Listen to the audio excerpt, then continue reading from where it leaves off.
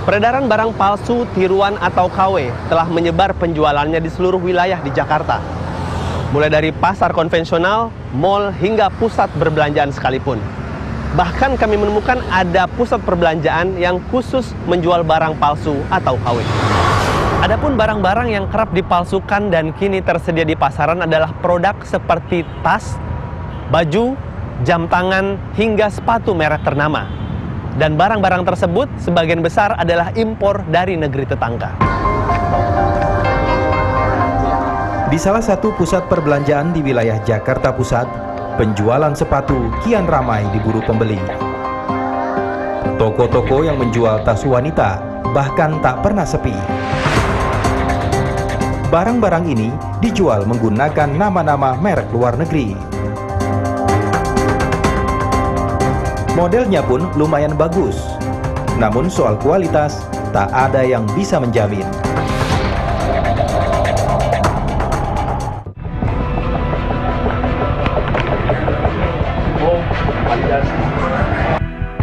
Agar peredaran sepatu palsu itu lebih meyakinkan pembeli, pedagang di sini juga menjual kardus-kardus baru merek sepatu terkenal. Kalau hijau di 4.000. Ya, beda dong.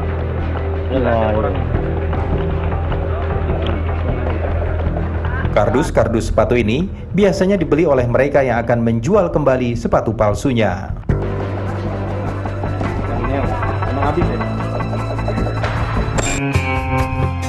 Kabar beredarnya sepatu palsu ini kami dengar juga berada di wilayah Jakarta lainnya.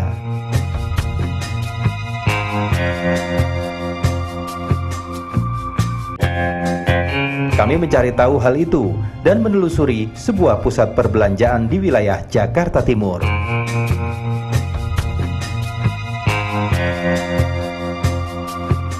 Di pasar ini, kami menjumpai beberapa toko menjual sepatu tiruan atau palsu dengan berbagai merek. Pedagang menjual sepatu palsu ini dengan cara grosir. Kami pun tak bisa membeli satuan. Itu 40. Yang minimal? Minimal 5 pasang satu warna seri berarti ya. Lokal apa impor, Bos? Impor semua. Impor. Menjual sepatu tiruan rupanya sudah lama dilakukan oleh sebagian besar pedagang di pasar ini. Pembeli dan penjual bebas bertransaksi tanpa rasa takut. Lalu dari mana toko-toko penjual sepatu palsu ini mendapatkan barang dagangannya?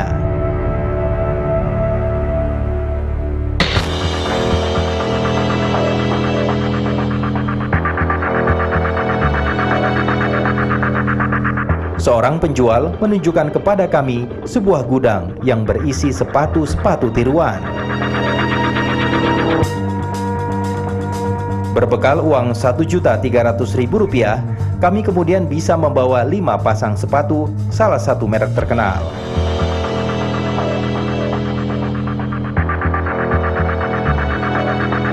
Selain sepatu palsu, jaringan pedagang sepatu di sini rupanya juga menyediakan label tax number, label merek yang biasa terdapat di dalam sepatu.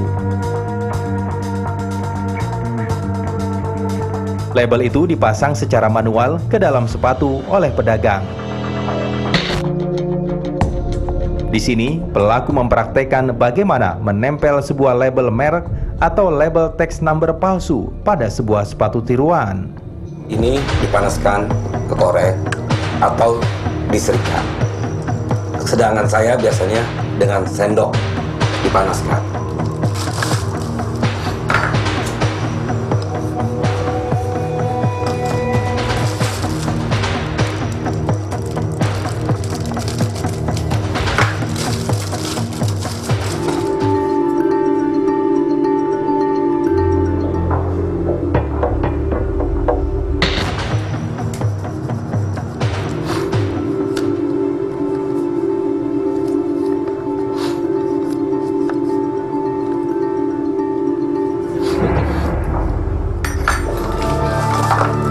Setelah menempel label merek, pelaku membentuk kardus sepatu yang kami beli sebelumnya untuk wadahnya.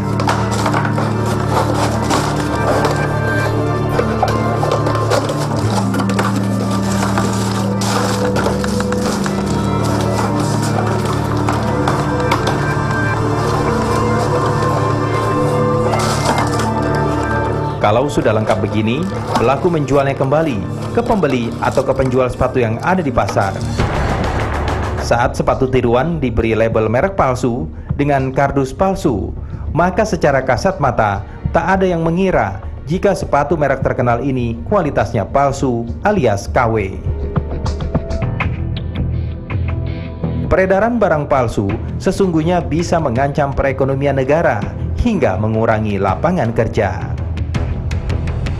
Dari sudut pandang ekonomi, kalau kemudian yang memproduksi barang-barang tersebut adalah orang lokal, misalnya masyarakat kita sendiri, tentu saja ini menjadi satu cara untuk meningkatkan pertumbuhan ekonomi. Tapi sayangnya barang-barang yang mirip tadi pun juga impor. Artinya lagi-lagi kita dirugikan berkali-kali dengan praktek pemujaan ini.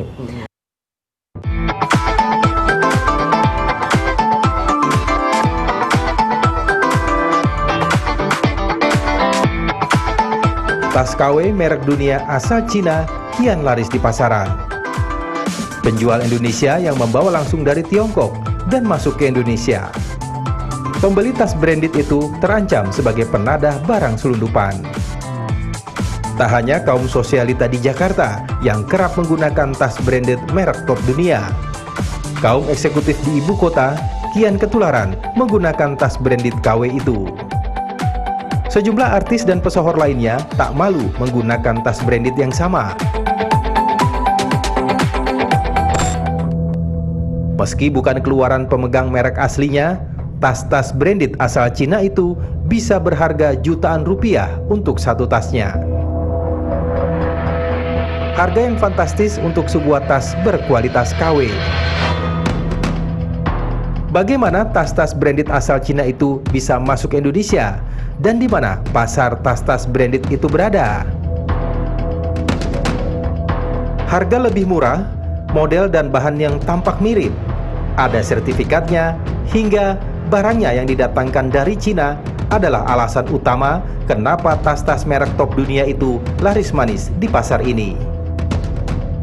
Informasi yang kami dapatkan di lapangan, para pedagang mulai mendatangkan koleksi tas-tas KW Super ala Cina ini setelah pemegang merek aslinya mulai mengeluarkan koleksi terbaru mereka.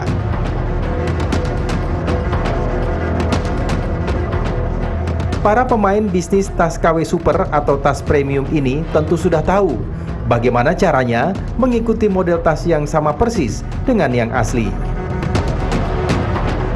Hasilnya, tas-tas bermerek namun palsu keluaran terbaru pun tersedia lengkap dengan berbagai model. Yang marmot berapa? Marmon yang ini ya? Iya. Yang marmon yang itu? 3,2 saya. Tanya dulu Ci buat kado soalnya. Oh, mau buat kado? Itu mau buat kado mau berapa? Ini yang apa? Yang 1:1 apa yang premium? Ini yang premium.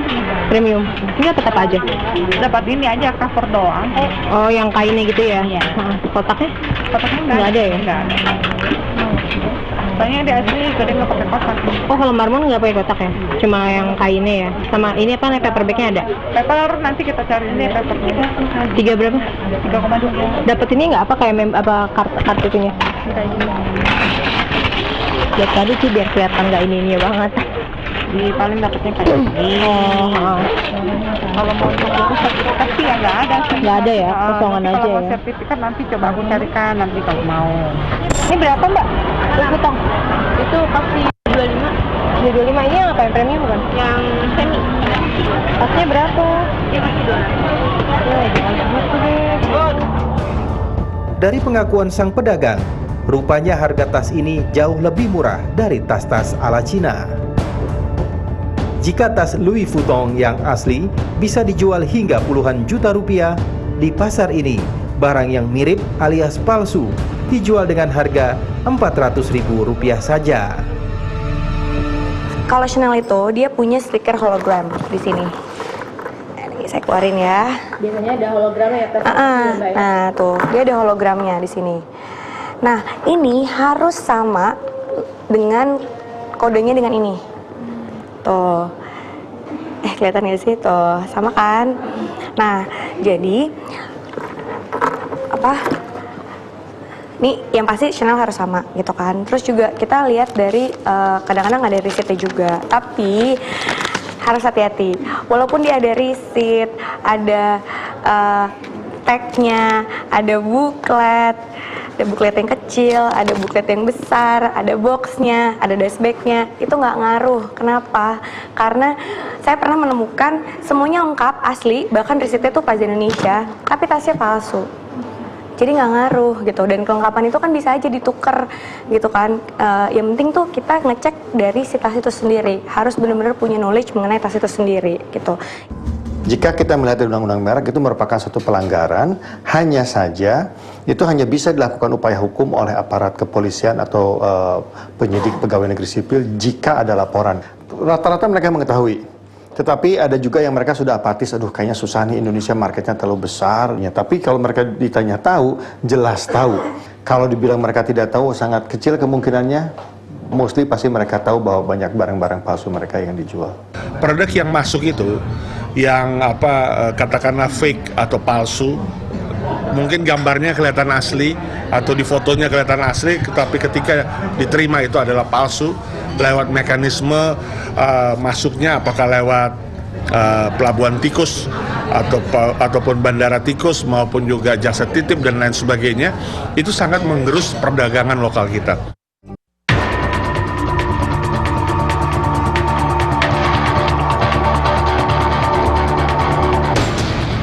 Seiring pertumbuhan jumlah sepeda motor di Indonesia, peredaran suku cadang palsu sepeda motor semakin marak. Penyebaran spare part palsu itu kini menyasar ke kota-kota di luar Jawa. Nempel dia, Pak. Di Provinsi Lampung, ada sindikat yang menjual spare part asal Cina yang dikemas ulang menggunakan kemasan merek-merek produsen motor terkenal. Barang-barang palsu itu sudah menyasar ke sejumlah toko onderdil maupun bengkel sepeda motor di kota Bandar Lampung. Banyak di bengkel-bengkel kecil. Artinya apa? Sebetulnya yang dikorbankan tuh justru rakyat kecil yang nggak ngerti. Mungkin bengkelnya sendiri juga nggak ngerti gitu. Lah yang lebih mengagumkan, tanda kutip, masuk sampai ke bengkel resmi. Nah ini kan kacau. Ini bukan tumor lagi, cancer.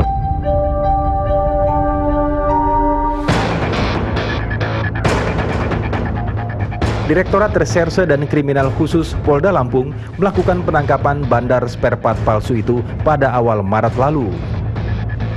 Polisi menyita ribuan jenis suku cadang sepeda motor asal Cina senilai miliaran rupiah. Spare part itu akan didistribusikan ke daerah Palembang hingga Bengkulu. Penangkapan sejumlah pelaku bisnis suku cadang palsu sepeda motor itu rupanya tak menyurutkan peredaran spare part palsu di kota Bandar Lampung. Polisi pun gencar lakukan penggerebekan.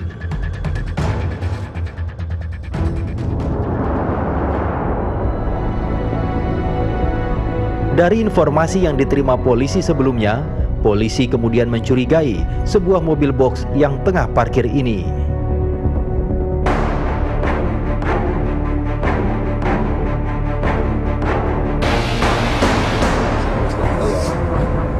Di mobil box ini, polisi menemukan ratusan spare part sepeda motor diduga palsu.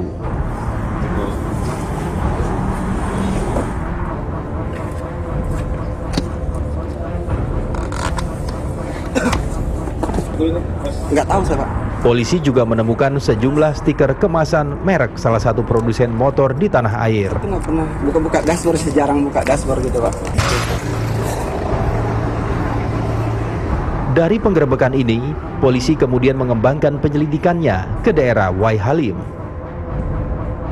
Polisi mendatangi sebuah rumah yang diduga menjadi gudang penyimpanan spare part palsu. Saat polisi tiba di lokasi, pemilik rumah diduga sudah melarikan diri.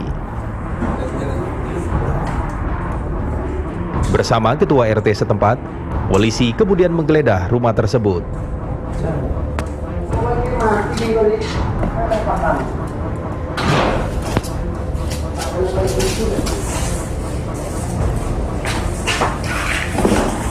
Ini barcode Di rumah ini, polisi menemukan ratusan lembar barcode palsu dan ratusan lembar stiker merek motor.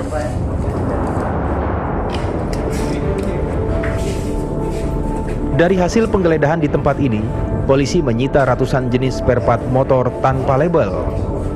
Ratusan spare part motor yang sudah dikemas diduga palsu, dan ratusan lembar label, kemasan, dan barcode palsu.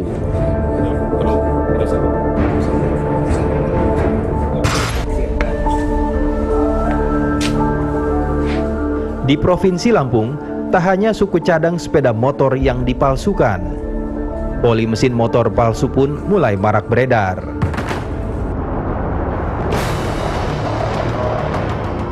Mantan penjual oli palsu memberikan kesaksiannya kepada kami.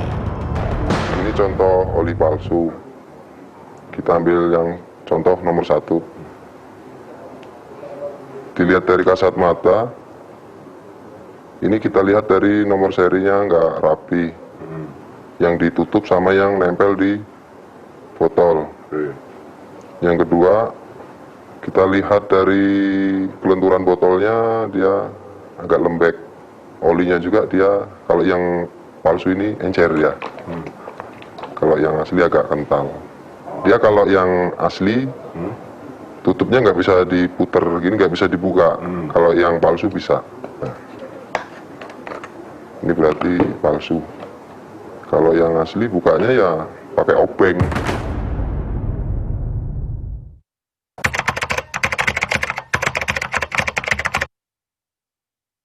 Ya nggak tentu juga sih, banyak lah. Kita 20-an toko, 20-an bengkel. Kalau yang kelompok besarnya sih sekitar 5 lah. Kalau oli palsu. Kalau spare part banyak, cuma yang kurang lebihnya sekitar itu 5 orang sampai 7 orang lah. Yang positif ya keluar Provinsi Lampung, Bengkulu sama Palembang.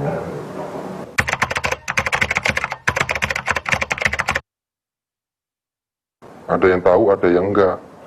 Kalau bengkel yang tahu bahwa itu oli palsu, dikasih harga di bawah oli asli, harga oli asli.